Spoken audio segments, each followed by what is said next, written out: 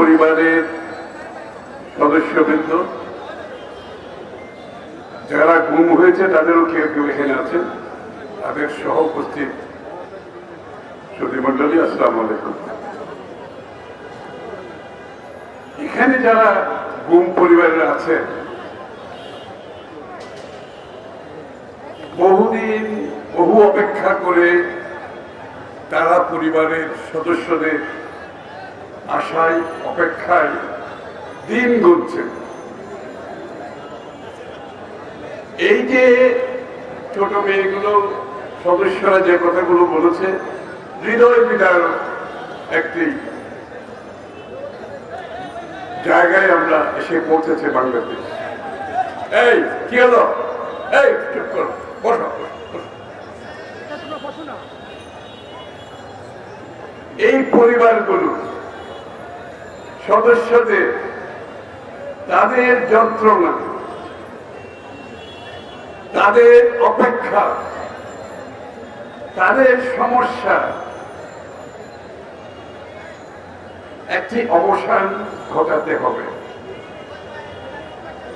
এই পরিবারগুলোর এই অধ্যায়ের একটা পরিসমাপ্তি ঘটতে হবে। তারা আজীবন এই যন্ত্রণা, এই যে দুঃখ,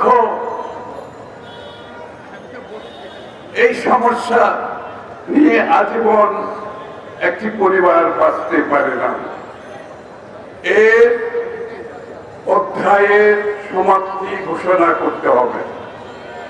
এই সমাপ্তির জন্য প্রথমে সত্যি উদ্ঘাটন করতে হবে, আসল ঘটনা উদ্ঘাটন করতে হবে। এই যে গুম, খুন, হত্যার যে প্রকল্প, আমি এটাকে বলি একটা প্রকল্প।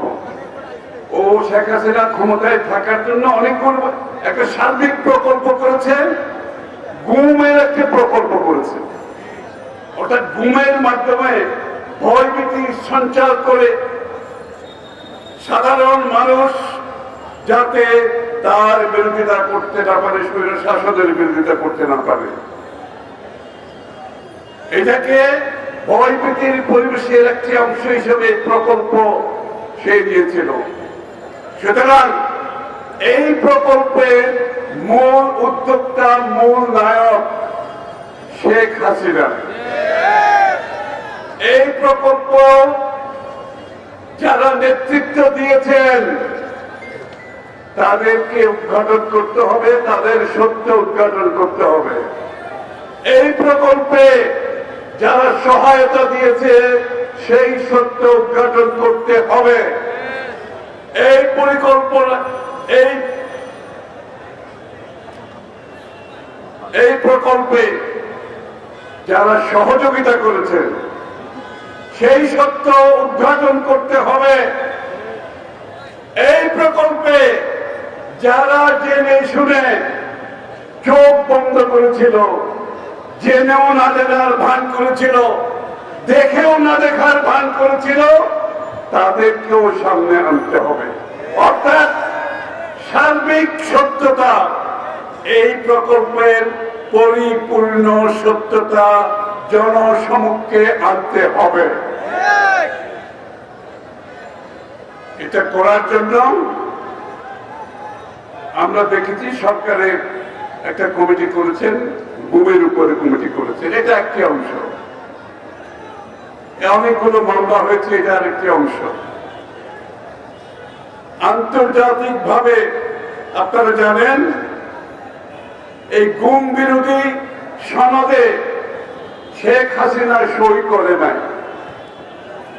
বিশ্বের যতগুলো দেশ গুম বিরোধী জাতিসংঘের সনদে সই করেছে, পরিপূর্ণভাবে বাংলাদেশ একমাত্র দেশ, শেখ হাসিনা একমাত্র নেত্রী যে গুম বিরোধী সনদে সই করতে অপারগতা প্রকাশ করেছে।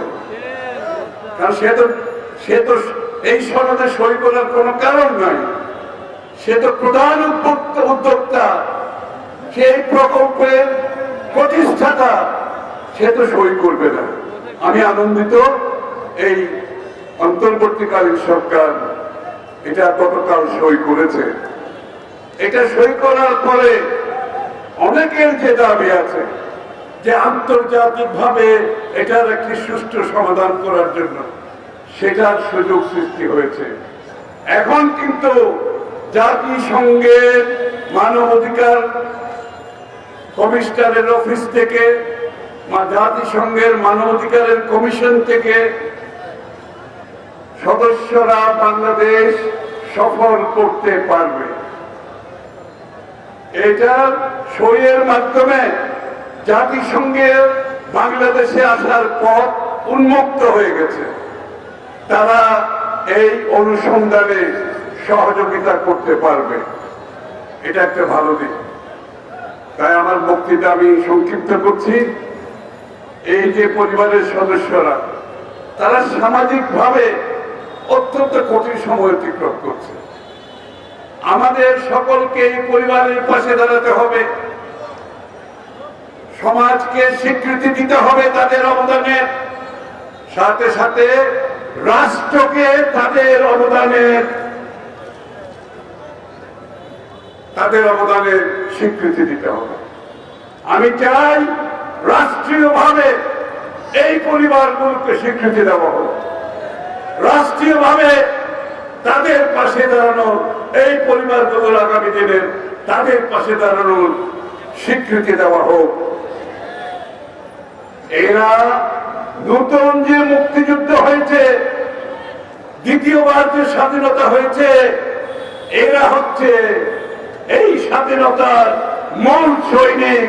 এদের রক্তের উপর দিয়ে আমাদের বিজয় এসেছে। এই 16 বছরে এরা প্রাণ দিয়েছে, গুম হয়েছে। এরা হচ্ছে প্রথম সারির সৈনিক। সুতরাং স্বীকৃতি দিতে হলে প্রথমে যারা জীবন দিয়ে আজকে গুম হয়েছে তাদেরকে আমাদেরকে সেই স্বীকৃতি দিতে হবে। সবাইকে ধন্যবাদ।